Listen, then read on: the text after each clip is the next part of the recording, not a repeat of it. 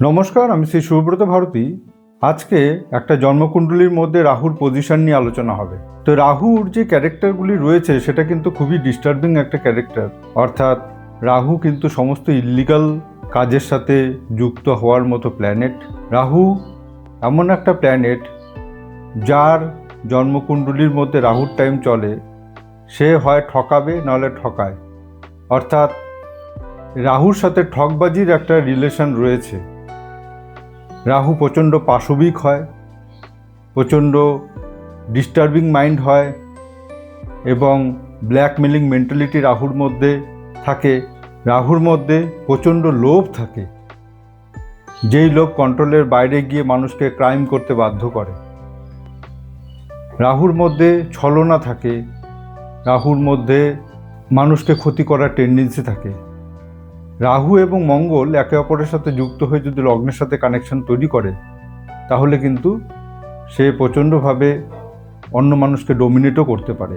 তো রাহু এমন একটা গ্রহ যে বিভিন্ন ধরনের জালিয়াতি, ভণ্ডামি এবং তার সাথে সাথে মানুষকে ব্ল্যাকমেল করা, চুরি ডাকাতির সাথে যুক্ত করা, মানুষকে কোর্ট কেস কিংবা এরকম ধরনের প্রচণ্ড ডিস্টার্বিং লাইফের মধ্যে নিয়ে যাওয়া, অসম্ভব রকম নেশাগ্রস্ত করে দেওয়া, এই সমস্ত কিন্তু রাহুর কারকত্বের মধ্যে পড়ে।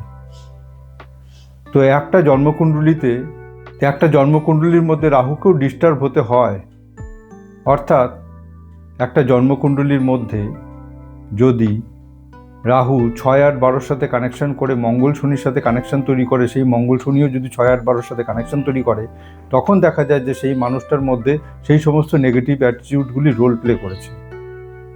কিন্তু একটা রাহু নবমভাবে বৃহস্পতির সাথে যুক্ত হয়ে, দ্বিতীয়ভাবে বৃহস্পতির সাথে যুক্ত হয়ে, তার সাথে যদি রবি বা শুক্রের কানেকশন তৈরি করে, সেই রাহু কিন্তু মানুষকে কোটিপতিও করে দিতে পারে। তো সুতরাং রাহু একদিকে ইল্লিগাল কাজের সাথে যুক্ত করে, ভণ্ডামির সাথে যুক্ত করে, আবার একদিকে মিলিয়নার, বিলিয়নার এবং বিগ ভলিউমের করার যেটা মেন ব্যাপার, সেটাও কিন্তু রাহু। এই রাহু থেকেই কিন্তু ক্যান্সারের কারকত্ব তৈরি হয়। অর্থাৎ বৃহস্পতির সাথে মঙ্গল রাহু কানেকশানে তখন কিন্তু ক্যান্সারও আসে।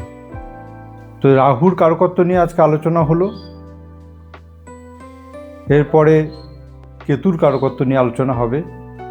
আপনাদের যদি এই ভিডিও ভালো লেগে থাকে তাহলে অবশ্যই লাইক করবেন, শেয়ার করবেন। তবে একটা জন্মকুণ্ডলীর মধ্যে রাহুর পজিশন কিন্তু প্রচণ্ড গুরুত্বপূর্ণ। নমস্কার।